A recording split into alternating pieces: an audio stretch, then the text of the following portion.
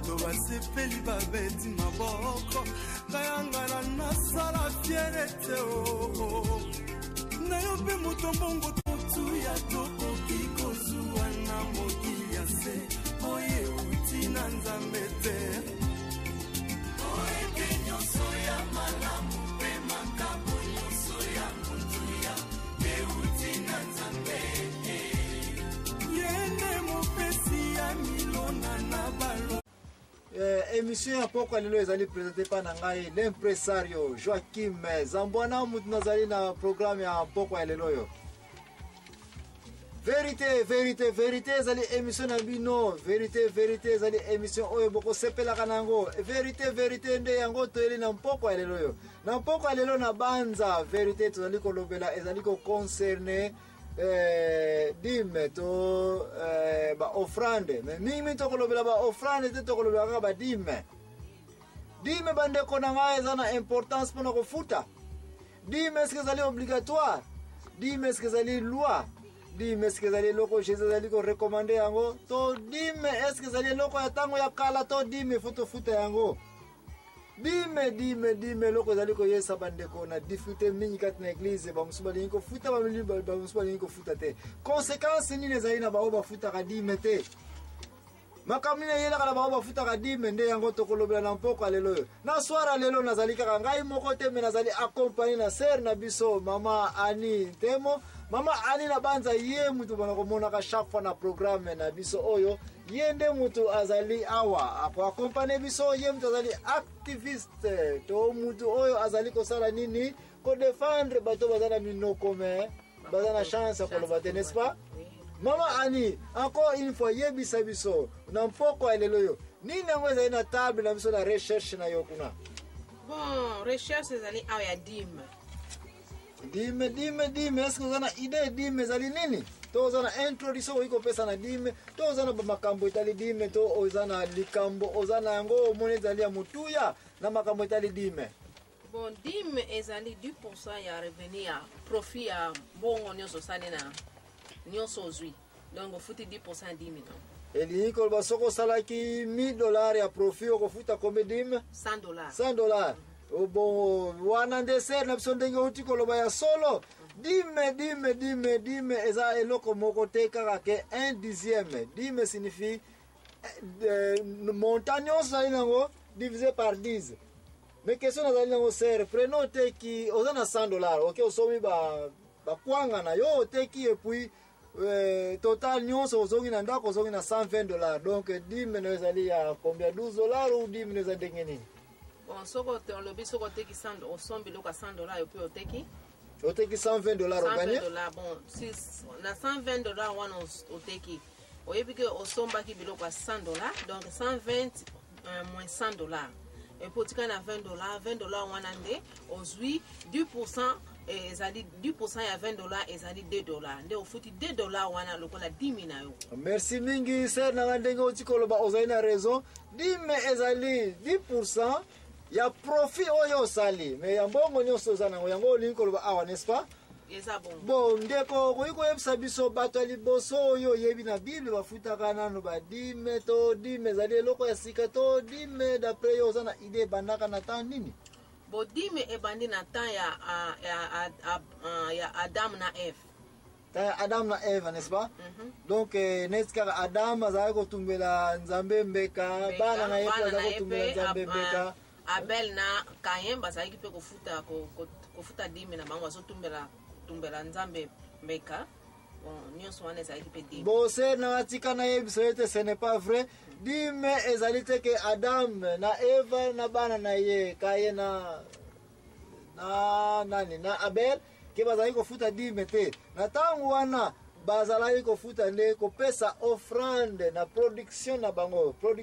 lingi ba oyo nyonso motema no ekati oye kopesa na nzambe otumbele mbeka nde yango wana bato mingi likambo uti koloba moi challenge to discussion muke ko ya kakata ba mangomba na biso pona koloba ete dime ba Adam na ba Eva na bana na bango bafutaki dime bon wana nde to kolobela ngo peza mingi te to zali apona discussion wana te sino ke to sali peza recherche na kote wana te mais en attendant to koyika koloba ete dime ser na ngai etika na yebisa yo ete ezali komona na mutu aliboso afutaki dime ezali Abraham ba taya ba Adam taya ba Noé taya ba tunyosa kala bazali ko pesa offrande mo pa na Nzambe meto iko be on dit mettez passer mot dit me déplace au kangameli divisé par 10 na taya Adam na Eva moyen za to balancer équation ya divisé par 10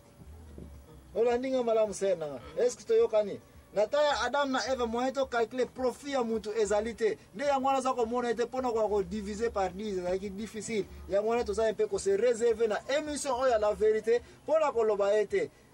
ba offrande ezali différent na ba dîme tant to kozonga ndeko na ngai ko kene mosika te ne to kokoba ko pesa définition ya dîme rôle ya dîme importance ya dîme na pona nini Nzambe alingi to futa dîme na question pe tozali nango est-ce que na mikolo lelo yo na église na biso mutu nyonso afutaka dîme nde ntango tokozonga tokorépondre ba question wana na miyano wana pe tokotante kokoba na développement ya sujet na biso oyo ya mpoko ezali koloba nini dîme to 10e ya profit oyo mutu asili kosala merci mingi ndeko nanga tika tozwa mwa pause muke ntango tokozonga bongo tokontinue kokoba na émission na biso oyo ngai l'impresario Joachim Zambwana mutu nazali kopresente émission oyo ya la vérité nazali ngai moko te me nazali accompagné na mama Annie mutu azali l'activiste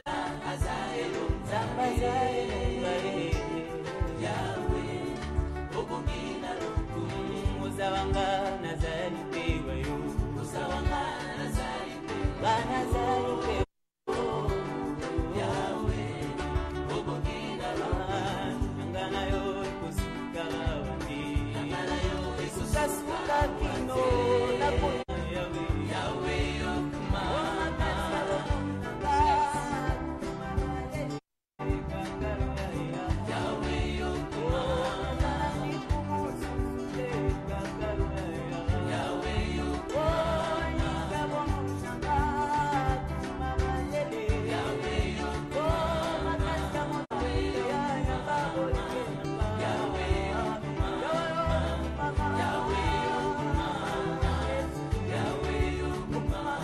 lisusu tozongi na mpoko ya lelo na émission na biso oya la vérité ezali présenté pa na ngai moumbu na bino frère Joachim Zambwana nazali ngai moko te me nazali accompagné na sœur na biso mama Anim tozali l'activiste du jour sujet tozali kolobela na mpoko ya lelo ezali koconcerne dîme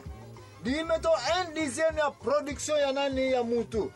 bandeko na ngai na mpoka lelo yo tozali kozonga awa toutai kopesa explication ete dîme bandeko na ngai ser na biso uti koloba ete ebandaka na ntango Adam na Eva na libota na ye nalobi na ce n'est pas vrai dîme ekobanda na ntango wana te parce que dîme oyo ba ndeko bazali kofuta ezalaki dîme te ezalaki offrande bazali kotumela Nzambe mbeka pourquoi bongo simplement parce que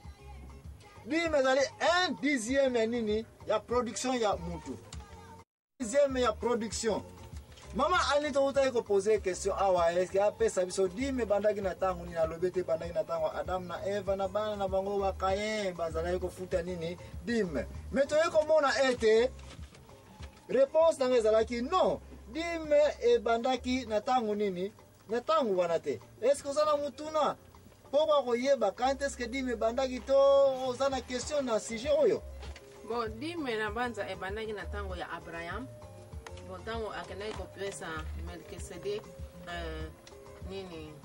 dîme merci mingi sœur na ngai ndenge olobi ete dîme mutaliboso na toyebi na Bible abandaki yango officiellement toyi ko calculer facilement ezali Abraham tango akei ko bunda bitumba pona ko délivrer nani ndeko na ye nani mwana kazne Lot ne tango wana asalaki nini nda akendaki apena na esengo nyonso wana et puis ake kopesa 10 000 biloko nyonso azwaki na guerre parce que ezalaki na likolo ya bozwi na ye ezalaki neti aka 10 000 n'est-ce pas? Donc biloko nyonso azwaki akataki 10 000 nango ake kopesa epai ya Melkisedek qui était le grand prêtre na ere wana epai ya mutu epai na nzambe te parce que toyebi na biso na ere wana soki baeglise ezalaki me eloko moko toyebi akendaki kopesa epai ya nani epai ya Melkisedek qui était le grand. Donc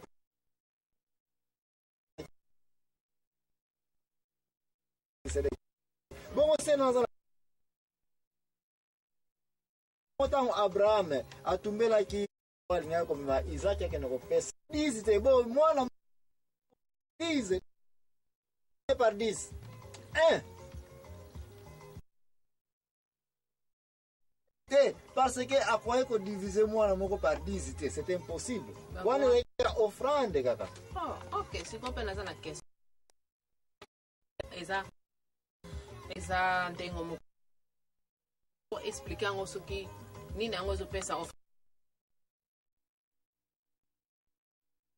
ya peuple ba membre ya église question yango elanda ngai très bien sœur na ngai ke bakoki kosala ti bona na ndako